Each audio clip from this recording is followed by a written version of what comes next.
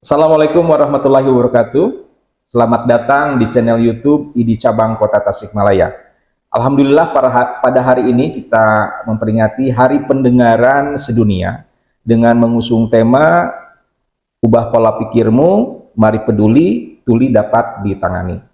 Perkenalkan, saya Dr. Budianto Hidayat yang akan memandu pada acara hari ini. Dan syukur alhamdulillah telah hadir di hadapan saya Bapak Dr. Haji Farid Wajdi, SPT HTK LMH. Selamat siang, Dokter. Siang, Dr. Budi. Ya. Saya perkenalkan, Pak Dokter ini merupakan Ketua ID Cabang Kota Tasikmalaya. Dan beliau juga merupakan Ketua Komda PGPKT ya, Dokter ya? Ya, PGPKT. PGPKT itu apa, Dokter? Penanggulangan gangguan pendengaran dan ketulian. Ya, penanggulangan gangguan pendengaran dan ketulian. Ya. Dan beliau juga merupakan Ketua Korwil Wilayah 4 Perhati KL Jawa Barat ya, Dokter? Ya. Dan merupakan praktisi kesehatan sebagai dokter spesialis THT di Kota Tasikmalaya. Baik, Dokter, ini menarik nih, Dok. Pada siang hari ini ada bahasan mengenai seputar pendengaran, Dokter. Ya, pendengaran. Kira-kira gimana nih, Dok? Oke. Ya. Silakan, Dokter. Terima kasih, Dr. Budi. Pada kesempatan ini kita mengadakan acara ini, saya telah diundang nih oleh channelnya ID, channel YouTube Kota Tasikmalaya ini. First time ya. Perdana, Dokter. Perdana kita. Ya, jadi bertepatan sebenarnya pada bulan Maret ini ada suatu tanggal yang kita peringati sebagai Hari Kesehatan Pendengaran Sedunia. Yaitu yang jatuhnya pada tanggal 3 Maret sebenarnya. Tanggal 3 Maret, cuman karena itu hari besar, secara nasional di Indonesia diperingati pada tanggal 7 Maret. 7. Dengan berbagai macam kegiatan di seluruh Indonesia berupa penyuluhan, berupa bakti sosial, pengobatan yang berhubungan dengan kesehatan pendengaran, begitu, Dr. Budi. Ya. Oke, Dokter. Izin, Dokter. Di penyakit-penyakit yang terkait dengan pendengaran itu kan banyak ya, Dokter ya? Ya, banyak. Banyak sekali. Ada beberapa mungkin nanti yang akan kita ulas di acara hari ini. Ya. Penyakit apa saja, Dokter, yang biasanya umum terjadi di masyarakat atau yang sudah terjadi atau bisa dicegah mungkin, Dokter? Ya, benar. Jadi sesuai juga ya dengan tema acara, dengan tema peringatan Hari Kesehatan Pendengaran sekarang itu bahwa kita harus merubah pola pikir kita, masyarakat juga, dan mari kita peduli bahwa tuli itu bisa ditangani. Jadi tuli itu bisa diobatin. Ketulian itu bukan sesuatu yang harus ditangisi, bukan sesuatu yang harus kita terima apa adanya. Bisa kita cegah sebelum terjadi ketulian, atau juga malahan bisa kita obati kalau seandainya sudah ada gejala begitu. Iya. Ada 5 penyakit yang mungkin bisa dicegah ya. Bisa dicegah mungkin. Yang pertama adalah OMSK, namanya OMSK itu, atau RTT, radang telinga tengah ya. OMSK ya, Dokter? OMSK. Ya? OMSK itu otitis media suppuratif kronis. Oke. Atau kalau kita Indonesia kan RTT ya, radang telinga tengah.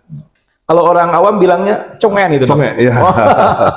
Congean ya, Dokter? Conge, segala, ya ada beberapa istilah lah ya di daerah. Tapi conge itu paling populer kayaknya. Iya. Kemudian yang kedua, tuli karena bising. Itu banyak melanda remaja-remaja kita sekarang dengan pemakaian headset, dengan iPod yang tidak terkontrol, itu bisa menyebabkan gangguan pendengaran. Itu bahaya, Dokter, bahaya. Ya? Kalau kita pakai headset, ya. Kalau volumenya nggak kita setting, itu bahaya ya, Dokter? Ya? Jadi ada ketentuan-ketentuannya dari durasi, dari volumenya. Nah, itu namanya noise induced hearing loss, jadi tuli yang diprovokasi oleh bising. Yang ketiga yang juga bisa dicegah adalah tuli karena sumbatan telinga, itu paling banyak. Serumen. Sumbat telinga, ya, Dok, ya? Serumen. Atau kalau bahasa ininya tai telinga lah. Tai telinga. Tai telinga itu banyak sekali. populasinya hampir berapa persen dari anak-anak sekolah itu terganggu pendengarannya karena telinganya tertutup oleh kotoran telinga gitu. Iya, iya. Itu perlu kita intervensi dan kita obati. Dan yang keempat yang bisa juga dicegah adalah tuli karena usia tua sebenarnya, bukan bisa dicegah sebenarnya, tapi bisa diperpanjang kemunculannya gitu loh. Kenapa? Karena proses degeneratif itu adalah suatu hal yang alami ya, sesuai dengan bertambahnya umur, terjadi kerusakan-kerusakan pada koklea, pada sel-sel rambut di koklea sehingga pendengaran jadi berkurang. Tapi bisa kita berikan asupan-asupan ke penderita supaya tidak terlalu cepat datangnya gitu, tidak jadi ketulian dini ya. Jadi memperlambat proses ya dokter Ya, ya. memperlambat proses bisa seperti itu. Pendengaran itu masih tetap sehat walaupun usia udah, sudah nah gitu, masih bisa lanjut interaksi. ya. Ya. Nah yang terakhir mungkin tuli karena pengaruh bawaan ya, tuli kongenital, tuli sejak lahir. Tuli sejak lahir ya dok? Ya, tuli sejak lahir itu banyak sekali faktor penyebabnya karena ada penyebab dari usia kehamilan pada saat melahirkan, itu bisa dicegah sebenarnya. Oke, dok. Ya. Baik dokter, ini menarik nih. Sebenarnya penyakit-penyakit ini umum dokter di masyarakat banyak ya. Terus ada beberapa ya yang biasanya terjadi, biasanya datang ke tempat praktek kita dengan keluhan. Yang pertama dok, yang tadi dikatakan dokter OMSK ya dok, otitis media suppuratif kronis ya dok ya. Atau yang orang awam bilang itu adalah penyakit congean ya dok ya, seperti itu. Dok, itu kira-kira penyebabnya apa tuh dok? Jadi kalau kita lihat data statistik ya di Indonesia itu, di negara kita itu hampir sekitar 3,1%. 3,1% penduduk ya. Itu kalau kita kalkulasikan sekitar 7 sampai 8 juta. Masya Allah, penduduk menderita congean tadi, dalam tanda kutip ya, congean. Nah itu 25%-nya anak-anak. Nah, karena itu penyebabnya biasanya itu OMSK itu timbul pada saat usia di bawah 5 tahun, yang paling sering penyebabnya adalah ISPA sebenarnya, penyebab pertamanya yang paling banyak. Karena infeksi saluran pernapasan ya dok ya? Infeksi saluran pernapasan atas, batuk pilek dengan demam tinggi, infeksinya lebih berat sehingga terjadi komplikasi ke telinga tengah. Jadi menyebabkan pecahnya gendang telinga. Sehingga nanti setiap dia pilek atau kemungkinan dia habis berenang, masuk air, kondisi tidak fit, itu akan terjadi pengeluaran cairan dari telinganya. Ya. Nah, itu akan menyebabkan tidak nyaman, minder, kemudian juga pendengarannya akan berkurang. Iya, dokter. Kalau usianya masih balita mungkin dia cuek-cuek aja ya dokter. Tapi kalau udah menginjak usia SD dia merasa malu dan sebagainya. Mulai minder karena jadi ada aroma yang nggak segar nanti, mungkin gangguan pendengaran gitu ya. Berarti terkait dengan daya tahan tubuh dokter ya kalau kayak gitu ya? Pengaruh, ya pengaruh. Jadi virulensi kuman, kemudian ya kondisi anak pada saat sakit, kemudian gizi juga berpengaruh. Untuk terjadinya infeksi berat gitu kan juga disokong oleh kondisi yang gizi yang bagus sebenarnya. Ada nggak dok faktor, ini maaf nih dok, terkait dengan faktor pengetahuan masyarakat akan pentingnya gizi, kemudian mohon maaf nih mungkin ada zaman sekarang lagi kesulitan ekonomi dan sebagainya, jadi asupan gizinya kurang bagus gitu dok. Terkait juga ya dok ya, ada kaitannya. Bisa. Jadi ya anak-anak yang stunting ya atau kurang gizi, kemungkinan infeksi itu lebih besar kemungkinan. Dan seandainya infeksi pun kemungkinan recovery atau kemungkinan terjadinya komplikasi ke yang lebih lanjut lebih besar. Jadi dari batuk pilek biasa, sebenarnya kalau batuk pilek kan self-limited disease ya, penyakit yang sembuh dengan sendirinya. Tapi dengan virulensi kuman, dengan daya tahan tubuh yang kurang bagus, gizi yang kurang, mungkin dia berlanjut terjadi OMSK tadi, terjadi otitis media akut dulu, demam tinggi, gendang telinganya merah, bengkak dan pecah. Nah itu kalau sekali pecah ya udah, nanti akan berlanjut sampai tua. Nih dok, kan gendang telinganya pecah nih dok. Pecah, kemudian dia mungkin ada berlubangnya dok ya, jadi cairan yang dari telinga tengahnya keluar nih. Itu mengganggu ke pendengaran nggak dok? Mengganggu, karena terjadi tuli konduktif. Tuli konduktif. Jadi apa tuh dok tuli konduktif tuh dok? Jadi tuli konduktif, kita tahu tuli itu ada 3 ya. Pertama adalah tuli konduktif, yang kedua tuli saraf, yang ketiga tuli campur. Nah, kalau tuli konduktif itu kerusakannya pada telinga luar sama telinga tengah. Nah, contohnya orang dengan kotoran telinga yang banyak, itu tuli konduktif. Orang yang gendang telinganya bolong, itu tuli konduktif. Itu rata-rata bisa dikoreksi, Oke. bisa diobatin lah katanya. Nah yang kedua tuli saraf itu kerusakan pada koklea, pada rumah siput, Oke. pada ototoksik keracunan obat gitu ya. Dan yang ketiga tuli campur itu campuran antara konduktif sama saraf kerusakannya. Nah pada congen ini tulinya tuli konduktif, Iya. tuli hantar istilahnya. Dok, mencegah dok, pencegahan supaya anak ya, Ya. yang biasanya kan menyerang anak-anak nih, Hmm. supaya terhindar atau meminimalisir terkena penyakit ini, gimana Ya. dokter? Jadi paling banyak penyebabnya adalah dari ISPA tadi ya. Hmm. Jadi paling ya diobatin secepat diobatin. mungkin. Kalau ada batuk pilek, kalau udah lebih dari 5 hari, walaupun self limited disease, tapi kalau lebih dari 5 hari demam nggak turun-turun, segera periksakan ke dokter. Kita harus lihat apakah gendang telinganya mulai meradang atau bagaimana. Karena itu akan merupakan faktor-faktor yang menyebabkan terjadinya OMSK tadi. Baik. Itu pencegahannya, kemudian ya gizi anak, kemudian ya pola makan mungkin ya Iya. anaknya. Baik dokter. Nah, Bapak Ibu di channel YouTube ID Cabang Kota Tasikmalaya, ini menarik ya tentang penyakit pendengaran ini.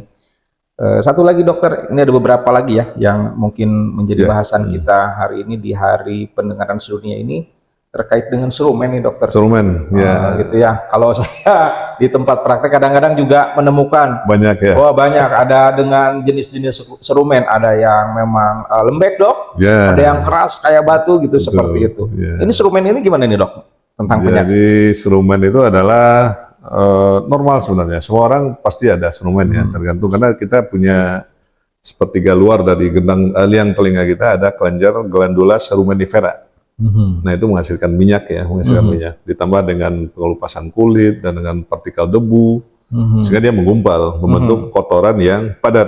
Nah, kotoran padat. Jadi macam-macam tergantung hormonal orangnya juga. Ada yang putih, ada yang kuning keemasan, ada yang coklat, Iya. ada yang hitam, ada yang keras banget.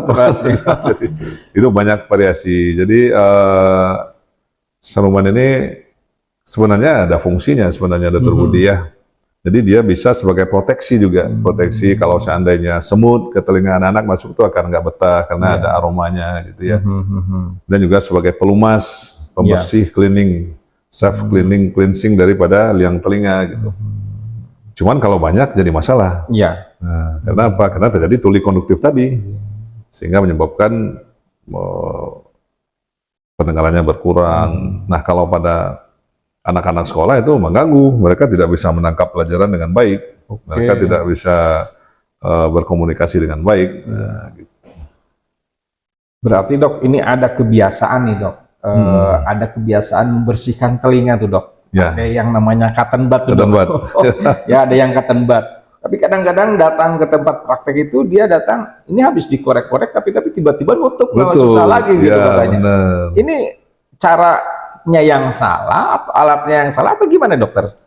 Jadi kalau seandainya sedikit ya, kalau sedikit sih bisa-bisa aja sebenarnya, tapi dengan catatan jangan terlalu dalam ya, luar-luar aja. Tapi kalau udah banyak, udah penuh serumennya, ada yang dinamakan impacted serumen ya, impacted serumen atau serumen prop istilahnya, itu udah padat banget, itu nggak akan bisa. Karena itu akan dengan cotton bud akan malah kedorong, malah jadi tambah masuk. Nah sehingga malah langsung nutup pendengarannya. Nah, itu harus kita suction, kita sedot atau kita ekstraksi dengan peralatan yang khusus gitu. Atau kalau perlu malah kita lembekin dulu, kita tes dulu baru bisa disedot gitu. Berarti serumen ini juga merupakan salah satu penyebab dari timbulnya gangguan pendengaran ya dok ya? Ya, jadi pendengarannya bisa jadi berkurang. Berkurang, dan kita selama ini Komda PGPKT Tasikmalaya ya dari tahun-tahun belakangan juga sering mengadakan BBT namanya. Oh BBT dokter? Bersih-bersih telinga. Iya iya. Nah bersih-bersih telinga, kita datang ke sekolah-sekolah, ke pesantren, kita lakukan pemeriksaan, kita lakukan pembersihan telinga, dan itu membantu banget. Dari orang tuanya, dari gurunya bilang, wah ini daya tangkap anak-anak jadi lebih bagus, karena pendengarannya lebih oke kan. Selama ini udah dihujat aja nih, ada tuli, ada bolot atau apalah. Iya dokter. Kadang apa dokter, ada seorang anak ya, mungkin dia awalnya prestasinya bagus dokter. Ya, Tapi setelah itu mungkin bisa menjadi menurun gara-gara gangguan pendengarannya mungkin bisa dokter jadi. ya. Karena kurang Ya, bisa menyimak. kurang gitu, bisa dokter. menyimak. Iya. Jadi biasanya kalau anak-anak gangguan pendengaran ya, paling dia mulai kurang komunikasi, kurang nangkap penjelasan guru, kemudian duduk mau ke depan. Nah, itu Iya. biasanya udah mulai ada gangguan pendengaran. Baik, dokter. Kita periksa telinganya. Kadang-kadang itu instrumen aja. Kita ekstraksi, kita keluarin, udah plong lagi, udah enak Oke, lagi. dokter. Ya, Lanjut dok nih. Bapak Ibu sekalian, di channel YouTube di cabang Kota Tasikmalaya yang masih setia, ini masih ada bahasan nih tentang bising nih dok.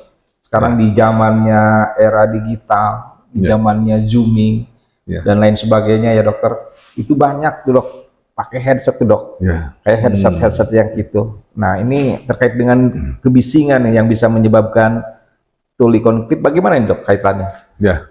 Jadi ada satu diagnosa penyakit yang namanya noise induced hearing loss. Noise Induced induced hearing loss. Ya. Hearing loss. Jadi penurunan pendengaran yang diprovokasi oleh bising. Nah, bising, terpapar bising ya. Jadi di koklea kita itu sebenarnya ada map sebenarnya, ada peta ya. Peta untuk beberapa frekuensi suara gitu. Nah, kalau intensitas suara atau frekuensi suara di atas 85 desibel, intensitasnya di atas 85 desibel ya, itu akan merusak bagian atas koklea. Rusak Nah, kayak rusak. gara-gara bising Gaya gitu. bisingnya, itu sel rambutnya akan rusak, akan nekrosis. Nah, sehingga itu menyebabkan kalau nada tinggi, biasanya itu untuk konsonan-konsonan tertentu nggak bisa. Konsonan-konsonan yang susah itu seperti huruf P, T, K, S, TH. Nah, itu nggak ketangkep. Nggak bisa nangkap. Nggak bisa tangkap. Oh, jadi di dalam telinga itu ada yang bisa nangkap Ada mapnya. huruf-huruf tertentu ya? Ada mapnya untuk konsonan-konsonan tertentu. Oh, gitu. Nah, jadi kalau pada bising karena tuli karena bising itu untuk konsonan-konsonan yang saya sebut tadi itu nggak bisa ditangkap sama si pasiennya gitu. Jadi kalau kita ngomongnya ada huruf-huruf tersebut, dia akan menangkapnya lain gitu. Akan seperti- Bahaya.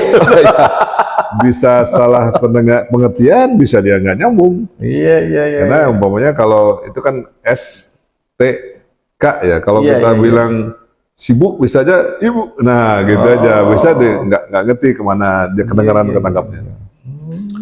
Nah itu diprovokasi oleh pemakaian seperti tadi Dr. Budi bilang. Ada pemakaian headset, pemakaian iPod yang ya terutama remaja nih. Ya, tuh. Remaja. Hati-hati nih yang Ya. suka pakai headset. Ya. Bijaklah ya. Ya. Jadi ada rumusnya, Jadi 60-60, Dr. Budi. 60. 60. Jadi tidak boleh lebih dari 60 desibel, ya, dan tidak boleh lebih dari 60 menit sehari. Sehari ya. Oh iya. Sehari nggak Sehari. boleh lagi 60 menit. Ya. Ini kalau zoomnya. Nah, intensitasnya. Jadi kalau katakanlah nonton konser ya, konser musik rock ya. Iya. Kalau dia punya intensitas itu 100 desibel, Iya. 15 menit keluar sudah kita. Wow. Kita istirahat dulu atau karena pakai earplug. Iya. Nah, pakai itu kan kalau earplug itu bisa mereduksi noise itu sekitar 20%. Oke. Ini menarik nih dok. Kadang-kadang ada ya tukang-tukang dok, Ya. yang kayak tukang besi, Ya. dokter yang tukang las atau yang tukang mebel dok, Mebel, gitu ya. Dia kan ada bunyi yang gerinda tuh dok. Segerinda, benar. Nah, itu juga Ya. kalau didengar tuh bising sekali dokter. Bising sekali. Jadi ya itu salah satunya kita dari PGPKT juga turun sih sebenarnya ke sekolah-sekolah juga, ke SMK terutama ya, SMK yang jurusan teknik ya. Mereka melakukan praktek di laboratorium teknik tuh ngegargaji besi segala macam. Itu kalau kita ukur kan ada alat untuk mengukur ini ya, tingkat kebisingan, sound level meter itu kan ada. Itu rata-rata di atas 95-110 desibel. Udah lebih dari 80 dok ya. Ya itu bahaya. Nah itu kita sarankan biasanya ke pabrik-pabrik juga kita sarankan mereka untuk melakukan rotasi sebenarnya. Iya. Kalau umpamanya di satu pabrik si pekerjanya lebih dari 3 bulan dengan tingkat kebisingan sekian, mereka harus melakukan rotasi karyawan. Atau kalau enggak ya pakai earplug atau pakai earmuff gitu, pelindung telinga. Ya pantesan dok, ada teman saya juga dia bikin mebel dokter itu Ya. peralatannya banyak banget dokter. Ya. Sampai pakai yang ke sini ternyata Betul, ya. iya. Kalau nggak Ada nanti itu. dia mebelnya jadi telinga kurang dengar jadi. Iya iya benar ya. Jadi Dia itu- sudah pelajari mungkin itu ya dok Ya, ya.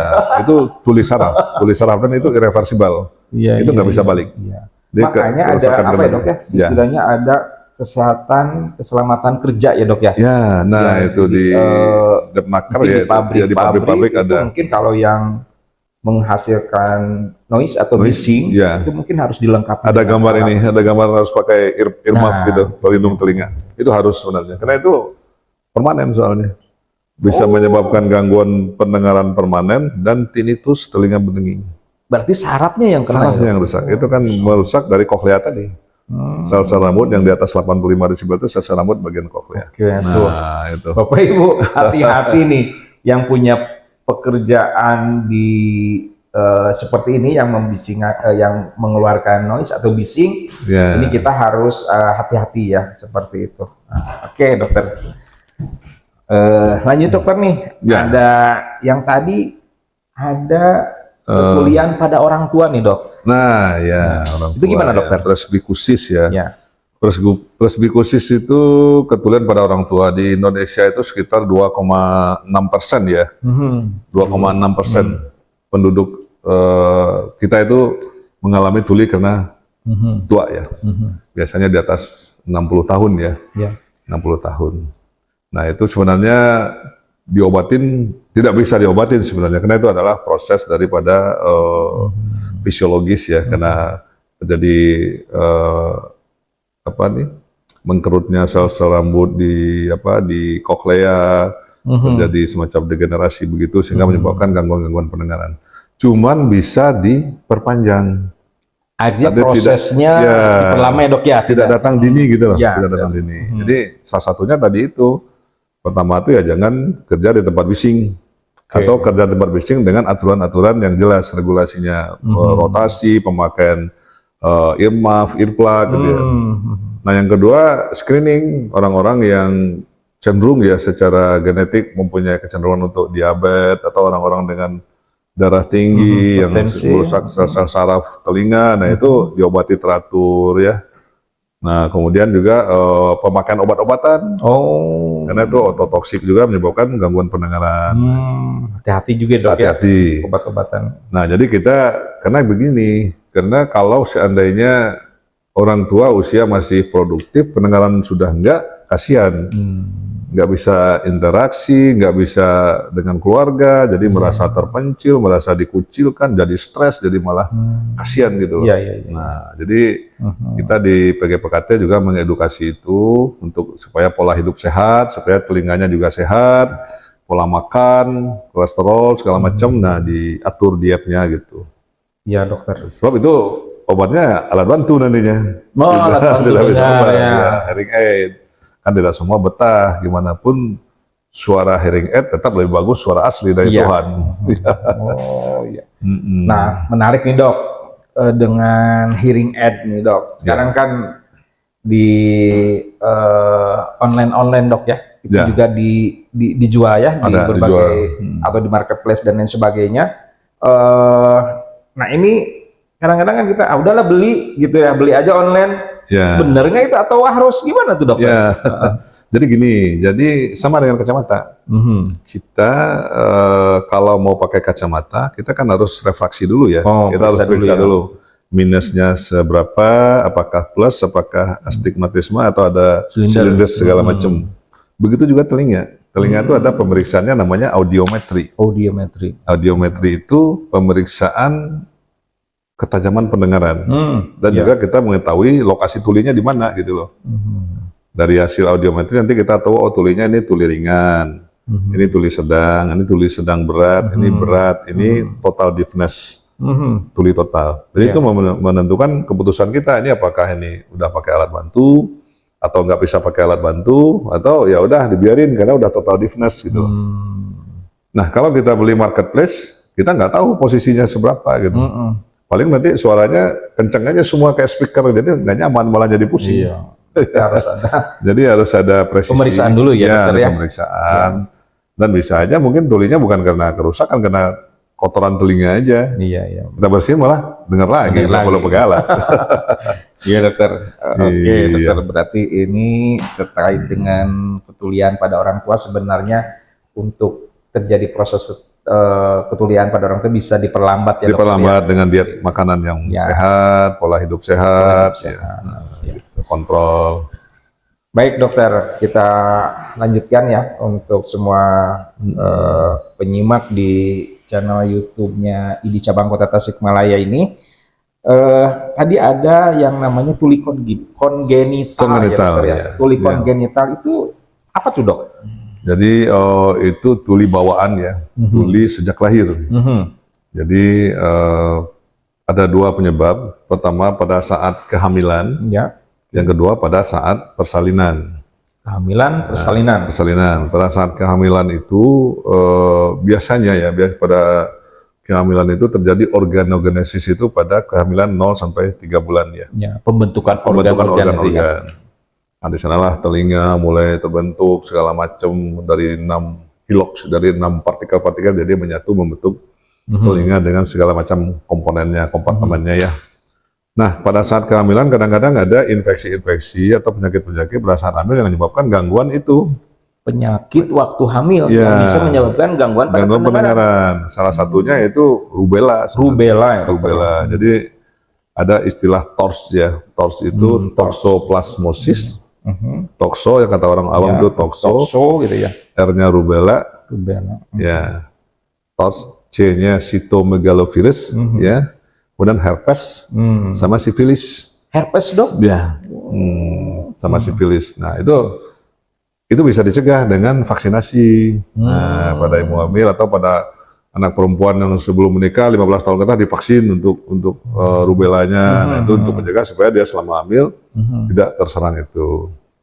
Kemudian juga mendeteksi penyakit-penyakit lain seperti campak atau ada campak lah terutama ya, itu bisa menyebabkan gangguan pendengaran juga. Kemudian pemakaian obat-obatan pada ibu hamil, karena ada obat-obat obat-obat yang mengandung salisilat, barbiturat segala macam, gentamicin itu pada ibu hamil itu bahaya ke bayinya. Nah, hati-hati. Berarti kalau ibu lagi hamil berobat itu harus sampaikan ya dok ya, harus untuk kehati-hatian. Ya, jadi harus ada yang obat-obatan yang obat terutama 3 bulan pertama. Kita harus sebagai dokter juga mungkin kita harus aware ya, kita harus mengetahui ini untuk ibu hamil bahaya gitu, karena ada bahayanya ke janinnya gitu. Ya, makanya dalam pranikah itu dok, capin itu biasanya suka dikasih vaksin dulu. Iya, divaksin dulu ya. Divaksin dulu ya, ada vaksin dulu. Kita sama-sama kuah ya. Iya, berarti kita harus hati-hati nih. Jadi dalam ketika hamil, bijak-bijaklah dalam mengkonsumsi obat-obatan. Mungkin mengkonsumsi makanan yang bergizi supaya kan ini virus ya dok ya, mungkin virus, ada cytomegalovirus ya. Jadi kan kalau virus terkait dengan ketahanan tubuh. Ketahanan tubuh juga. Mungkin makanan yang bergizi itu penting. Ya. Terus yang lainnya dok? Kemudian yang pada saat persalinan. Ya. Ini biasanya itu pada bayi-bayi dengan prolong ya, dengan lama di jalan lahir terjadi hipoksia, Apgar skornya jelek kan, atau bayi-bayi dengan kuning. Ya. Makanya sekarang hiperbilirubinemia itu juga terjadi ikterik, itu menyebabkan kerusakan juga pada saraf-saraf pendengaran. Nah makanya sekarang Dr. Budi itu di rumah-rumah sakit sebenarnya di Indonesia mungkin sudah berjalan itu ada screening pendengaran pada bayi baru lahir. Screening pendengaran pada bayi lahir ya? Bayi baru lahir. Jadi itu kalau dulu paketnya ada imunisasi atau apa, sekarang itu termasuk paket pemeriksaan pendengaran sebenarnya, seharusnya harus ada. Namanya OAE. OAE ya. Auto Acoustic Emission ya. OAE. Jadi itu pada usia 2 hari kita udah bisa periksa. Bayi lahir 2 hari, setelah dia 1 hari, 2 hari kedua kita ada alatnya, probnya, ditempelin itu ketahuan nanti ini anaknya mengalami gangguan pendengaran atau enggak. Nah, ini nanti menentukan untuk intervensi. Karena kalau seandainya dari hasil OAE tersebut ada 2 kemungkinan, bisa pas, bisa reverse. Kalau pas berarti normal saja, tidak ada masalah. Kalau reverse berarti ada apa-apa di saraf pendengaran atau di otaknya. Nah, kita sebelum usia 3 bulan kita harus lakukan pemeriksaan lain, namanya BERA. Oh, habis Ya. OAE BERA dok. BERA, kalau ada reverse. Oke. Ya, Brain Evoked Response Audiometry, ASPR ya. Jadi, nah dengan BERA itu nanti ketahuan kerusakannya di mana gitu loh. Nah, kalau seandainya BERA-nya memang mengindikasikan ada kerusakan pendengaran, sebelum usia 6 bulan atau usia 6 bulan dia harus diintervensi pakai alat bantu dengar atau cochlear implant. Nah, gitu. Berarti dengan pemeriksaan yang 2 hari dan 3 bulan dengan OAE dan BERA itu untuk Ya. mengetahui sedini mungkin. Sedini dokter, ya? mungkin. Nah, karena kan selama ini kan kalau telat kadang-kadang ibu-ibu datang dengan 2 tahun ke kita, dok, anak saya kok nggak bisa ngomong. Iya.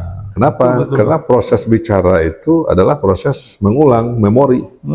Dia pendengarannya normal, dia mengulang ibunya bicara, dia akan bisa bicara. Tapi kalau telinganya nggak dengar apa-apa, dia melihat bahasa isyarat. Kalau belakang ngomong nggak ngerti. Iya, iya, iya. Nah, jadi Delay ya dok ya. ya, jadi ada semacam deaf mutism gitu, speech delay. Baik, baik dokter. Oke dokter. 5 penyakit nih sudah kita bahas nih dokter. Dari ke-5 penyakit ini jadi merupakan satu bagian yang menarik untuk disampaikan di hari pendengaran sedunia ini dokter ya. Ya, penting sekali Baik, sebenarnya. mungkin para penonton yang menyimak di YouTube di channel ID Cabang Kota Tasikmalaya bisa lebih hati-hati lagi atau lebih bijak lagi, lebih care lagi terhadap pendengaran kita. Ya. Mungkin dokter di akhir pembicaraan pada hari ini, barangkali dokter di hari kesehatan hari pendengaran sedunia ini ada yang mau disampaikan kepada masyarakat dokter? Oh ya, pada kesempatan ini mungkin kami menghimbau ya masyarakat sesuai dengan temanya sekarang ini, mari kita robah mindset kita, mari kita peduli dengan gangguan pendengaran, dan gangguan pendengaran itu bisa diobatin. Nah, kenapa? Pendengaran adalah investasi masa depan.